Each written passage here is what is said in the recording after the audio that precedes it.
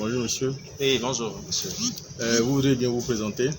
Je suis Nestor Babadan Podji. Vous êtes au garage CT Moto, la Mercedes et les AV. Et comment vous avez connu le garage? Merci. Ce qui peut amener quelqu'un à connaître un garage, c'est quand vous avez un véhicule, c'est quand vous êtes en difficulté. Alors j'avais une panne, je voyageais. J'avais une panne et puis on m'a indiqué l'endroit parce que le garage n'était pas loin. Et voilà, c'est comme ça que je suis arrivé. J'ai cherché parce que quand je suis entré dedans, ce que je devrais remarquer, comme dans tout garage, je ne voyais rien. Donc je suis entré dans la rue, je cherchais où se trouvait le garage. Mais bon, j'ai poussé un peu ma curiosité, j'ai dû demander à quelqu'un, est-ce qu'il y a un garage dans le coin? On m'a dit, voilà, ce que vous voyez devant vous, voilà, de l'autre côté, c'est le garage. Je suis arrivé. Et voilà, c'est comme ça que j'ai eu l'opportunité de connaître le garage CPM. Monsieur Nestor, vous avez dit un mot tout à l'heure. Ce que vous avez l'habitude de remarquer dans les autres garages qui montrent que c'est un garage, vous n'avez pas eu, ce qui a fait que vous avez cherché un peu. Mais c'est quoi la particularité du garage CT Moto, la Mercedes et les AV? Au garage CT Moto, ce que j'ai remarqué, je vois un peu la propriété. La propriété et le décor et l'environnement du travail. Et tout de suite, j'avoue que quand je suis entré, j'avais eu un tic. Et le tic, c'est que j'avais un peu peur. En voyant tout cela, je dis, mais attention, ce serait un peu trop de professionnalisme ici. Et ce serait un peu trop aussi corsé financièrement, attention. Alors là, ce que je vois là, j'ai peur. Mais j'avais le dos au mur, je n'avais pas le choix, je devais être dépanné. Et bon, c'est comme ça. Voilà. Et j'ai vu que c'est propre. Il y a la caméra par-ci, il y a la lumière par-là, il y a un règlement intérieur, la charte du garage,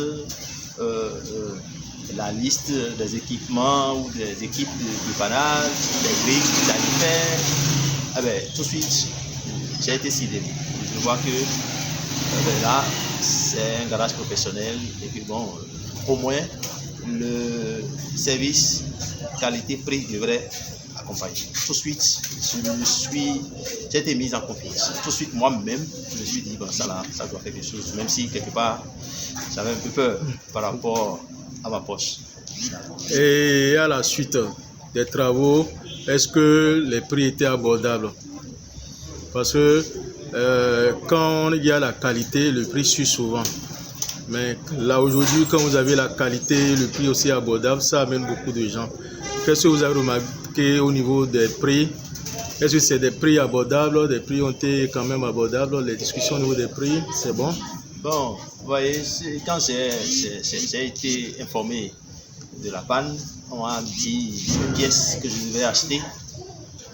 Tout de suite, je n'ai pas vu de grande différence.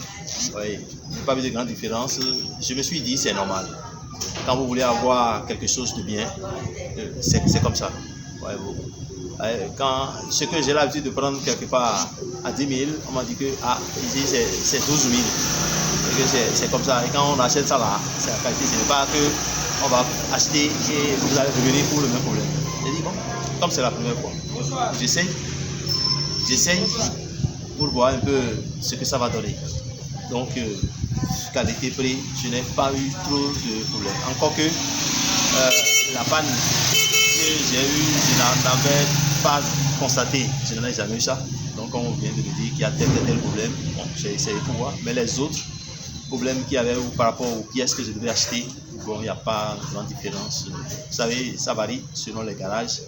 Quelqu'un va vous dire ceci, compte tenu de ses rapports avec le vendeur et autres. Donc, voilà. Et la communication entre vous et le personnel ou le responsable du garage, on peut avoir votre avis sur la communication parce que quand vous allez quelque part, il faut quand même une communication. Voilà. La communication aujourd'hui est à la base de tout.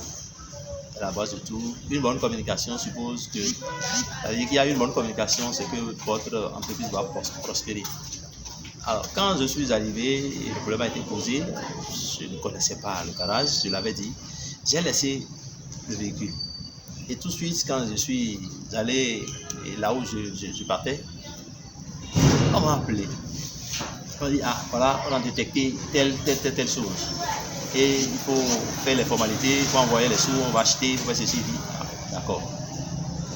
Je vous assure que l'appel était incessant. L'appel était incessant. Ah ben, vous n'en plus envoyer, il faut faire ci, on va faire ci. C'est moi qui ai problème, non? Habituellement, ce n'est pas ce que l'on remarque ailleurs. Quand vous avez problème, on vous a dit, c'est fini, on vous laisse.